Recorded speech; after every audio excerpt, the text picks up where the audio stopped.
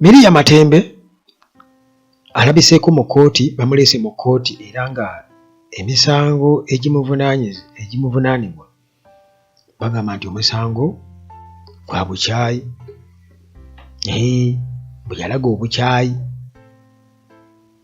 mu ngeri y'obusosoze. Kakati munnange Matembe asabye afune obujjanjabi mangu oluvannyuma lw'okukumibwa bail. Ono former minister era nga mukyala munna bizinesi Matembe bw'atyo alaze okwennyamira ku mbeera gy'awulira oy'obulamu nti bwe batamuwa bujjanjabi bw'amangu embeera eyinza okusajjuka okusingawo, era asabye aweebwe obujjanjabi akkirizibwe agende mu sikaani bamukebere okusinziira ku bulumi bw'awulira. Kakati bail application yo emummiddwa, egaaniddwa era bagaanye okubeera nga bakkiriza yeeyimirirwe ku misango egiri related ku musango gwe bamuvunaana guli related ku sectarianism. Kati Matembe oba amaze kumpi mu nkomyo wiiki nnamba n'omusobyo, bw'atyo alabiseeko mu maaso ga grade 1 magistrate Sheila Gloria Atim Luzira Chief Magistrates Court lunaku lwakubiri akawungeezi. Era eno bwe batyo bamusomedde emisango, naye bwe bamumye bail n'asaba yeeyimirirwa, yasabye afune immediate medical attention bamukoleko examination, kubanga agamba nti okusinziira ku byannyonnyodde agambye nti ye tayagala kulwana kubanga ffenna tuli bantu, ye amanyi embeera gy'alimu era n'abasawo be ne famire bonna babimanyi. Kale ategeeza tasobola kugumiikiriza bulumi bw'alimu era n'asaba kkooti okukkiriza asobole okubeera nga undergoing medical scan oba atwalibwe mu ddwaliro. Agambye nti tagezaako kwewala kuvunaanibwa oba kudduka kubanga Munnayuganda mutuuze.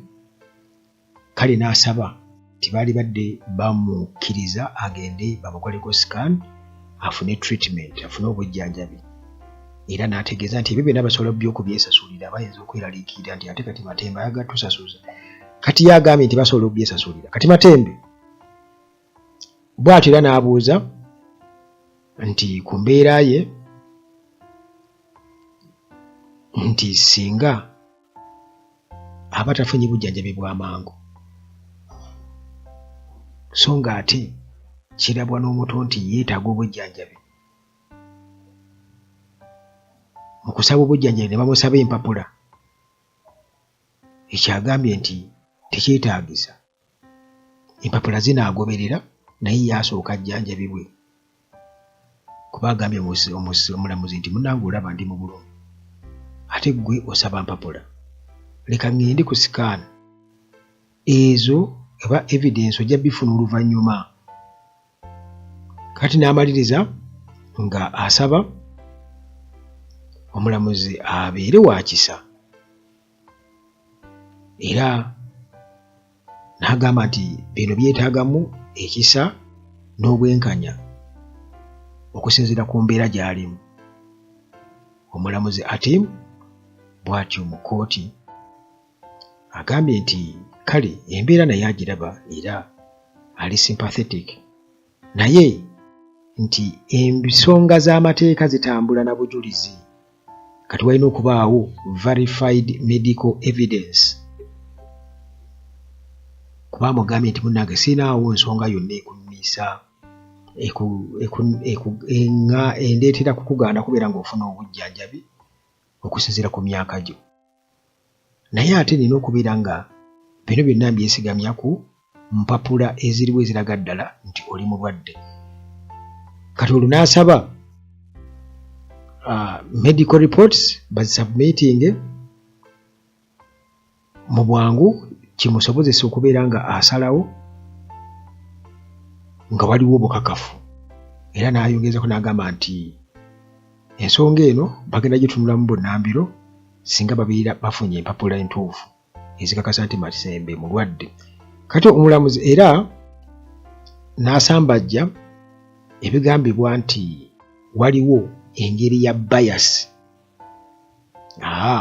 N'agamba ebyo tebiriiwo, ebya bias tebiriiwo, ebyokubeera nti nno kwegamba Matembe oba oli awo nti waliwo embeera omulamuzi gy'ateekawo eraga nti teyeetaaga kumanya, kwegamba nti tayagala kuwuliriza by'agamba kubanga amulinako oba oli awo obukyayi nedda.